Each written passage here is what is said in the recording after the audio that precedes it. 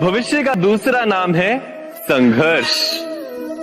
हृदय में आज इच्छा होती है और यदि पूर्ण नहीं हो पाती तो हृदय भविष्य की योजना बनाता है।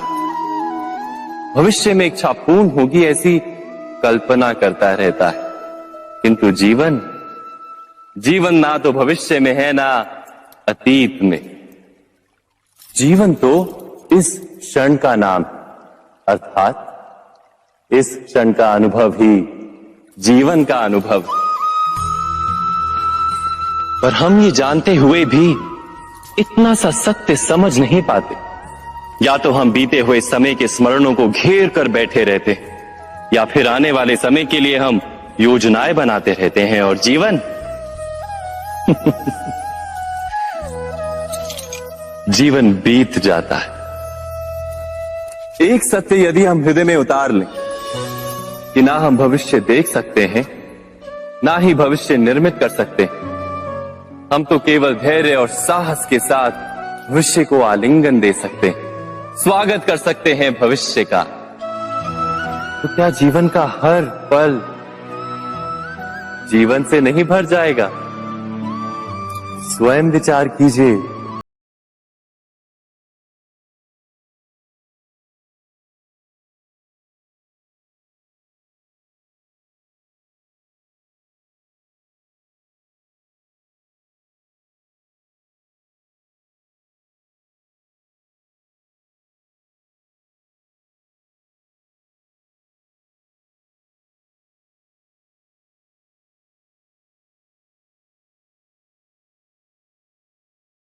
ऊंचे पर्वत पर सर्वप्रथम चढ़ने वाला उस पर्वत की तलाई में बैठकर जो योजना बनाता है, क्या वही योजना उसे उस पर्वत की चोटी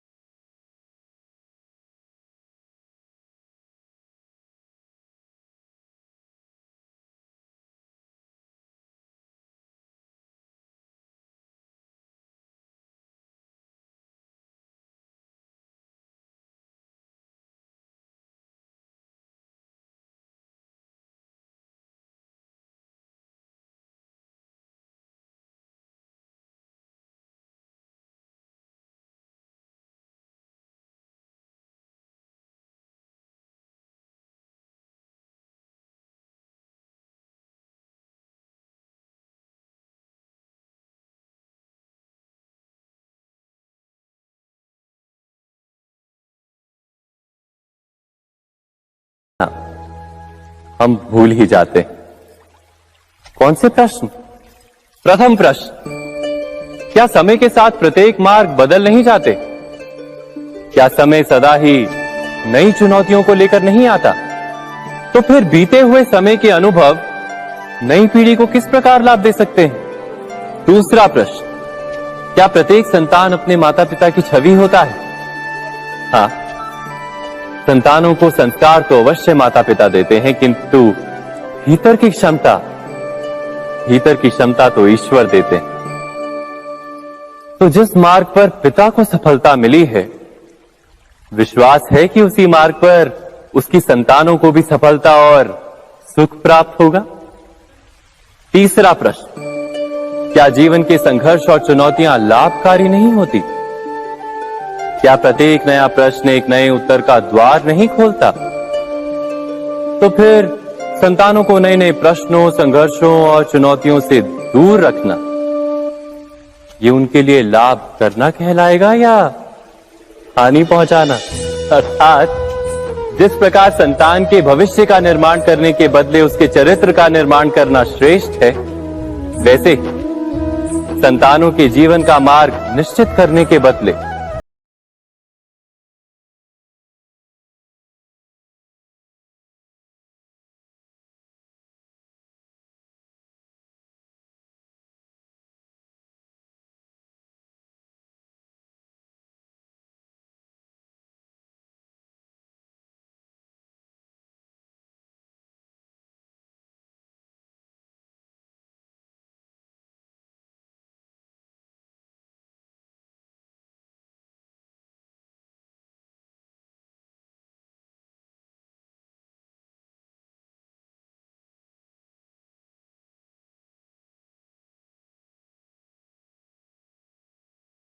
में सुख अथवा दुख निर्मित करते हैं, ना केवल अपने लिए, अपने परिवार के लिए भी, आने वाली पीढ़ियों के लिए भी। जब कोई दुविधा सामने आती है तो मन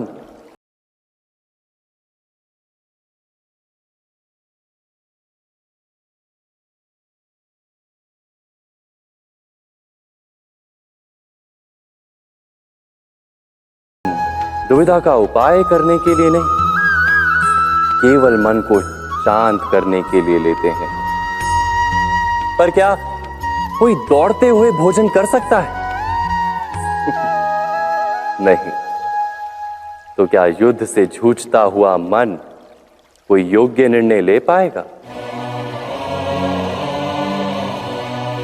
वास्तव में शांत मन से जब कोई निर्णय करता है तो अपने लिए सुखद भविष्य बनाता है, किंतु अपने मन को शांत करने के लिए जब कोई निर्णय करता है तो वो व्यक्ति भविष्य में अपने लिए कांटों भरा वृक्ष लगाता है। स्वयं विचार कीजिएगा।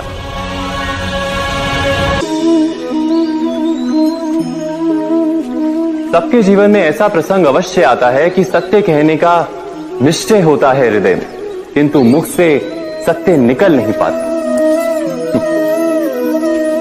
कोई भय,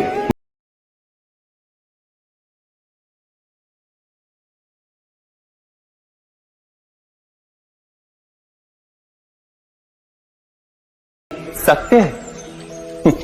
नहीं, ये तो केवल तथ्य है। अर्थात जैसा हुआ था वैसा केवल बोल देना सामान्य सी बात है। किंतु कभी कभी उस तथ्य को बोलते हुए भी भय लगता है। कदाचित किसी दूसरे की भावनाओं का विचार आता है मन, दूसरे को दुख होगा ये भय भी शब्दों को रोकता है। तो ये सत्य क्या है? क्या हमने कभी विचार किया है? जब भय रहते हुए भी कोई तथ्य बोलता है तो वो सत्य कहलाता है। वास्तव में सत्य कुछ और नहीं, केवल निर्भयता का दूसरा नाम है। और निर्भय होने का कोई समय नहीं होता, क्योंकि निर्भयता आत्मा का स्वभाव है। अर्थात क्या प्रत्येक क्षण सत्य बोलने का क्षण नहीं होता?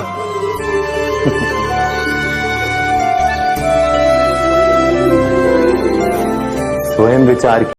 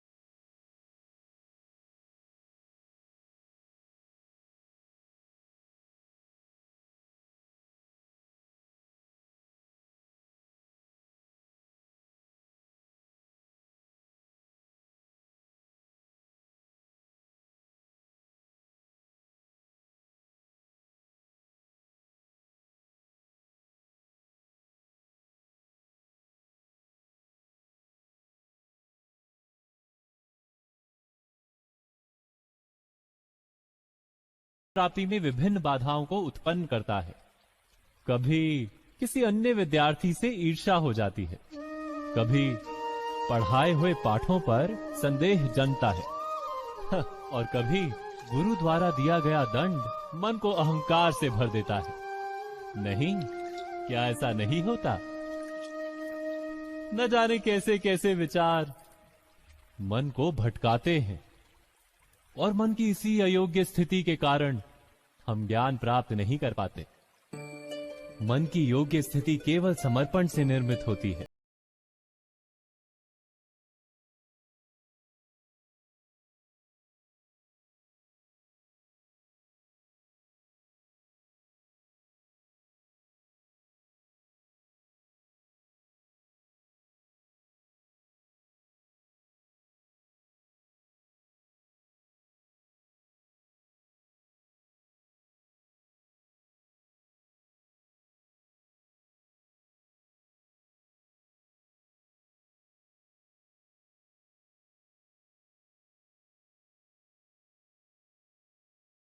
अधिक महत्व है उस गुरु के प्रति हमारा समर्पण। क्या ये सत्य नहीं? स्वयं विचार कीजिए।